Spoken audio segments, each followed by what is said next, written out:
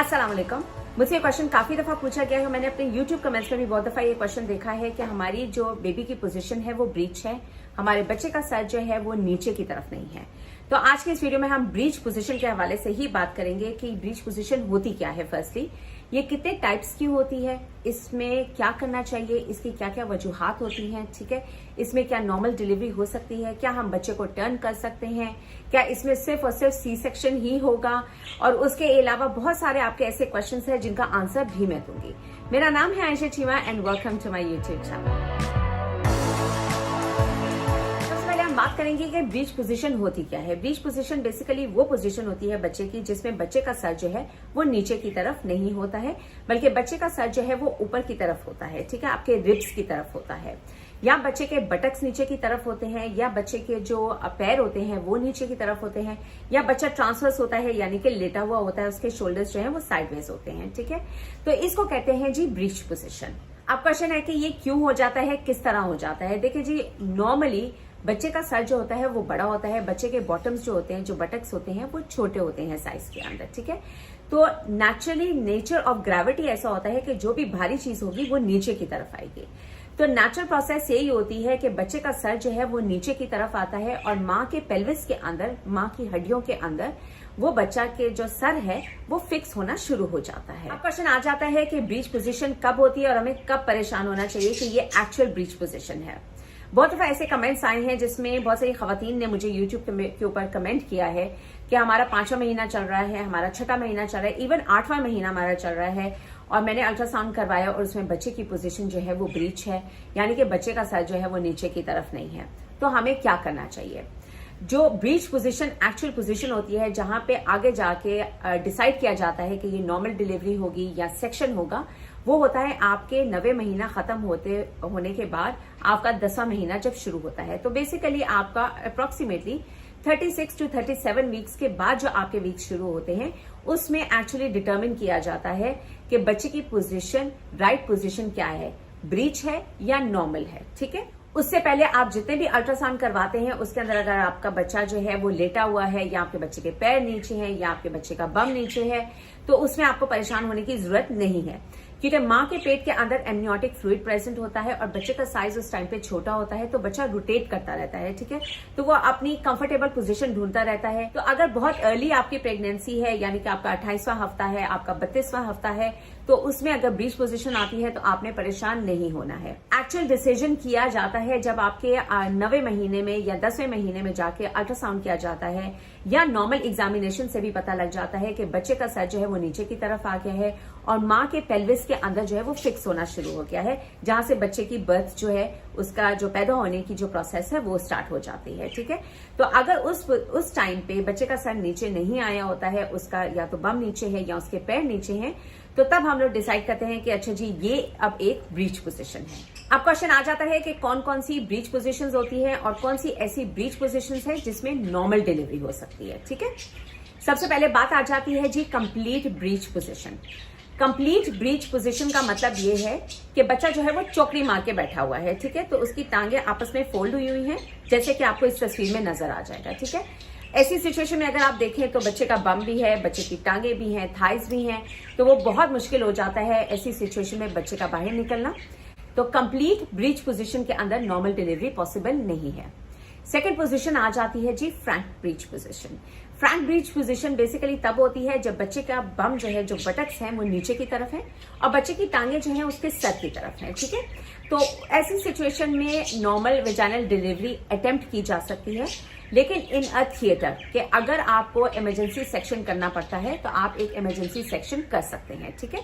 लेकिन Frank position सबसे best breach position होती है जिसमें नॉर्मल वेजाइनल डिलीवरी पॉसिबल होती है। थर्ड पोजीशन जो आ जाती है वो है जी footling breech position. Footling breech position का मतलब ये है कि या तो बच्चे के दोनों पैर नीचे की तरफ हैं या एक पैर बच्चे का नीचे की तरफ है। अगेन ये बहुत ज्यादा डेंजरस होता है बेबी के लिए, इसमें बेबी की डेथ भी हो सकती है, इससे नॉर्मल वेजाइनल डिलीवरी अटेम्प्ट नहीं की जाती है। ये किस वजह से होता है, ठीक है। एक तो ट्विन प्रेगनेंसी होती है, माँ के बच्चेदानी के अंदर की जगह नहीं होती है, तो यूजुअली ट्विन प्रेगनेंसी के अंदर एक बच्चे का सर नीचे की तरफ होता है, एक बच्चे का सर ऊपर की तरफ होता है, ठीक है। दूसरी जो वजह आ जाती है, अगर आपकी पहले जो है वो ब्रीच पोजीशन थी बेबी की, तो सेकंड में भी ज्यादातर चांसेस होते हैं कि ब्रीच पोजीशन होगी। थर्ड जी डिपेंड करता है एमनियोटिक फ्लूइड के ऊपर, ठीक है। एमनियोटिक फ्लूइड वो फ्लूइड होता है, वो पानी होता है माँ के बच्चेदानी के अंदर जो आपके बेबी को प्रोटेक्ट करता है, ठीक है। इस पानी के अंदर बच्चा जो है वो आराम से तैरता रहता है, ठीक है, अपनी पोजीशन चेंज करता रहता है। अगर ये पानी कम हो जाए, जिसको हम ओलिगोहाइड्रोमियोस कहते हैं, अगर ये पानी कम होना शुरू हो जाता है तो उसकी वजह से बेबी जो है वो आसानी से टर्न नहीं कर पाता है। तो जिस पोजीशन में बच्चा होता है, यानी कि उसका सर ऊपर की तरफ होता है, वो उसी पोजीशन में रह जाता है। सेकेंडली, अगेन अगर पानी बहुत ज्यादा हो, जिसको हम लोग कहते हैं पॉलीहाइड्रोमियोस, ठीक है, ऐसे केसेस में बच्चा जो है वो मुसलसल मूव करता रहता है और जब डिलीवरी का टाइम आता है तो बच्चा उसी पोजीशन में फिक्स हो जाता है जिसमें उसने मूव कर लिया होगा, ठीक है। नेक्स्ट पॉइंट आ जाता है जी प्लेसेंटा प्रीविया। प्लेसेंटा प्रीविया का मतलब ये है कि आपका जो प्लेसेंटा है, जहां से जो खुराक है वो माँ के थ्रू बच्चे को जाती है, अगर वो प्लेसेंटा आपका लो लाइन प्लेसेंटा है, यानी कि नीचे की तरफ आपका प्लेसेंटा है, तो वो आपका जो सर्विक्स है, आपका जो पेल्विस का नीचे वाला एरिया है जहां से बच्चे ने पैदा होना होता है, वो उसको कवर कर देता है। जब उसको कवर कर देता है तो बच्चे का सर जो है वहां पे फिक्स नहीं हो पाता है, जिसकी वजह से सर वापस ऊपर की तरफ चला जाता है। उसके अलावा नेक्स्ट पॉइंट आ जाता है जी प्री मेच्योर बेबी के अंदर। प्री मेच्योर बेबी अगर 28वें हफ्ते में आपकी डिलीवरी हो जाती है, 32वें हफ्ते में आपकी डिलीवरी हो जाती है, तो उसमें ज्यादातर चांसेस होते हैं कि आपका सेक्शन ही होगा और बच्चे की पोजीशन जो होती है वो ब्रीच होती है, क्योंकि बच्चा बहुत छोटा होता है साइज के अंदर और वो प्रॉपर्ली टर्न अभी नहीं किया होता है। तो ऐसे केसेस में बहुत लाइकली चांसेस होते हैं कि ब्रीच डिलीवरी होती है और सी सेक्शन ही ज्यादातर किया जाता है। उसके अलावा ब्रीच पोजीशन बहुत ज्यादा डिपेंडेंट होती है माँ के पेल्विस के साइज के ऊपर, ठीक है। माँ का जो नीचे वाला हिस्सा होता है उसकी हड्डियों के स्ट्रक्चर के ऊपर बहुत ज्यादा ये डिपेंड करता है, ठीक है। अगर आपकी पहले हिप सर्जरी हुई है या कोई भी नीचे वाले एरिया में आपकी सर्जरी हुई है, या अगर आप पोलियो के पेशेंट हैं, तो ऐसे केसेस में ज्यादातर ब्रीच पोजीशन हो जाती है। या आपका जो कैनाल है वो बहुत ज्यादा नैरो है, आपकी बोन्स जो है वो बहुत ज्यादा करीब है एक दूसरे को, आपका पेल्विस जो है वो छोटा है साइज में, तो ऐसे केसेस में सर का वहां पे लॉज होना, क्योंकि सर ज्यादा बड़ा होता है साइज में एज कम्पेयर टू बच्चे के बॉटम्स के, तो बॉटम का वहां पे फिक्स हो जाना ज्यादा आसान होता है एज कम्पेयर के सर का वहां पे फिक्स होना। तो ऐसे केसेस में भी ब्रीच डिलीवरी होती है। उसके अलावा माँ के बच्चेदानी के ऊपर बहुत ज्यादा डिपेंड करता है कि वो किस शेप की है और किस साइज की है, ठीक है। अगर यूनिकॉर्नेट है, बाइकॉर्नेट आपका यूट्रस है, तो ऐसे केसेस में भी ब्रीच पोजीशन हो जाती है। उसके अलावा अगर माँ का जो यूट्रस है, जो उसकी बच्चेदानी है, वो पियर शेप्ड है, ठीक है, नीचे से बड़ी है साइज में, ऊपर छोटी है साइज में, तो ऐसे केसेस में भी ब्रीच पोजीशन हो सकती है। उसके अलावा अगर आपके बच्चेदानी के मुंह के आगे कोई भी मांस मौजूद है, या अगर फाइब्रॉइड वहां पे बड़ा सा जो है वो वहां पे उस एरिया को ब्लॉक कर रहा है, तो बच्चे का सर वहां पे फिक्स नहीं होता है। ये अब क्वेश्चन आ जाता है जो बहुत दफा मुझसे पूछा जाता है कि डॉक्टर्स जो है वो नॉर्मल वेजाइनल डिलीवरी क्यों नहीं अटेम्प्ट करते हैं अगर ब्रीच पोजीशन हो। देखिए, जो बच्चे की ब्रीच पोजीशन होती है बहुत ज्यादा रिस्की होती है, बहुत ज्यादा खतरनाक होती है माँ के लिए भी और बच्चे के लिए भी। अब इसकी मैं आपको वजूहात समझा देती हूँ। बच्चे का जब सर जो है वो चूंकि बड़ा होता है साइज में, तो हम लोग वेट करते हैं कि माँ की डायलेटेशन प्रॉपर्ली हो जाए, ठीक है। जब डायलेटेशन प्रॉपर्ली हो जाती है तो ऑब्वियसली सर बड़ा होता है साइज में, वो आराम से निकल आता है और बाकी बॉडी जो है वो भी आराम से बाहर निकल आती है। अब आप इसी सिचुएशन को कंसिडर करें उल्टी तरफ, ठीक है। अगर माँ की डायलेटेशन प्रॉपर्ली नहीं हुई है, ठीक है, वो फुली डायलेटेड नहीं है, तो ऐसे केस सिनारियों में बटक्स फिर भी बाहर निकल सकती हैं। बच्चे का बम चूंकि छोटा होता है साइज में, वो बाहर निकल सकता है। माँ की डायलेटेशन पूरी नहीं हुई है, जिसकी वजह से सर जो है वो अंदर की तरफ फंस जाता है, वो बाहर नहीं निकलता है। बच्चे की दिल की धड़कन कम होना शुरू हो जाती है और बच्चे की जान को खतरा हो जाता है, ठीक है। इसको हम कहते हैं फीटल डिस्ट्रेस। तो इसलिए नॉर्मल वेजाइनल डिलीवरी ऐसे केसेस में अटेम्प्ट नहीं की जाती है। इसकी दूसरी वजह भी मैं आपको एक्सप्लेन कर देती हूँ। अगर बटक्स जो है वो नीचे की तरफ है, जो बच्चे का बम है वो नीचे की तरफ है, तो साइड्स में जो है वो जगह रह जाती है, क्योंकि पेल्विस का एरिया जो होता है वो इस तरह का बना होता है नेचुरली अल्लाह ताला की तरफ से कि बच्चे का सर वहां पे फिक्स होना शुरू हो जाए और साइड्स पे जगह नहीं रहती है, ठीक है। लेकिन अगर बच्चे का जो बटक्स है वो नीचे की तरफ आ जाती है तो साइड्स पे जगह खाली रह जाती है। जब वो साइड की जगह खाली रह जाती है तो वहां से जो कॉर्ड होता है, जो एक नाली होती है जहां से माँ का खून जो है वो बच्चे की तरफ जाता है, माँ की खुराक जो है वो बच्चे की तरफ जाती है, तो वो जो नाली होती है, वो जो कॉर्ड होता है वो बाहर निकल आता है। तो उसके अंदर जितनी भी आर्टरीज होती हैं, जितनी भी वेन्स होती हैं, जो सारी ऑक्सीजन बच्चे की तरफ लेकर जा रही होती है, वो सुकड़ना शुरू हो जाती हैं, वो खत्म हो जाती हैं। आपने देखा अगर नॉर्मल डिलीवरी में भी अम्बिलिकल कॉर्ड जो है वो सिकुड़ना शुरू हो जाता है, वो सिकुड़ जाएगा और बच्चे की तरफ ऑक्सीजन की सप्लाई बिल्कुल खत्म हो जाएगी। तो ये दोनों के सिनारियोज बहुत ज्यादा डेंजरस होते हैं, मदर के लिए भी और बेबी के लिए भी। अब नेक्स्ट जो बहुत इंपॉर्टेंट क्वेश्चन है, और प्लीज बहुत ध्यान से मेरी इस बात को आप सुने, वो ये क्वेश्चन जो मुझसे बहुत दफा पूछा गया है कि हमारे बच्चे की ब्रीच पोजीशन है तो क्या हम उसको पेट के अंदर ही नॉर्मल पोजीशन में कन्वर्ट कर सकते हैं। बहुत सारी ऐसे YouTube के ऊपर वीडियोस भी हैं जहां पे उन्होंने ये दावा किया है कि अगर आप इस तरह इस कपड़े का इस्तेमाल करेंगे या इस तरह अगर आप करेंगे तो आपके बच्चे की नॉर्मल पोजीशन हो जाएगी। प्लीज आपने ये घर में ट्राई नहीं करना है, बहुत रिस्की होता है। बहुत सारे ऐसे केसेस आते हैं जिसमें बच्चे की डेथ हो जाती है। बहुत सारी मदर्स ने ये ट्राई किया है जिसकी, और बहुत सारी दाइयां ऐसी हैं जो वो ट्राई करती हैं और बच्चे की सडन डेथ हो जाती है। सडन डेथ क्यों होती है मैं आपको समझा देती हूँ, क्योंकि जब आप बच्चे को घुमाने की कोशिश करते हैं तो बच्चे और माँ के दरम्यान में जो कनेक्शन होता है, जो कॉर्ड होता है, वो बच्चे की गर्दन के अंदर फंस जाता है, जिसकी वजह से बेसिकली वो बच्चे को स्ट्रैंगल कर देता है, उसका गला दबा देता है, उसकी ऑक्सीजन खत्म कर देता है, जिसकी वजह से बच्चे की सडन डेथ हो जाती है।